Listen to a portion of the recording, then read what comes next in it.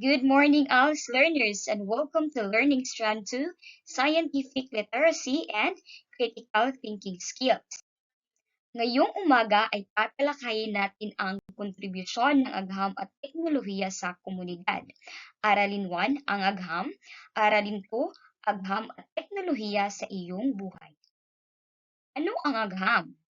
Ang agham ay isang sistematikong sangay ng kaalaman na nagpapahayag ng mga katotohanan ng mga bagay o facts. Ang pangunahing sangay ng agham ay: una, kemika o chemistry; pangalawa, biolohiya o biology. Sa biology, meron itong dalawang branch or sangay: botany at zoology. Pangatlo, physics. Kemika. Ang kemika ay isang pag-aaral ng kabuuan ng mga sangkap o substances. Biolohiya, ito ay pag-aaral ng mga bagay na may buhay. Sa botany, ito ang pag-aaral ng mga halaman. Zoology, pag-aaral sa mga hayop. Physics, pag-aaral ng mga bagay, enerhiya, puwersa at paggalaw. Makaagham na paraan o scientific method.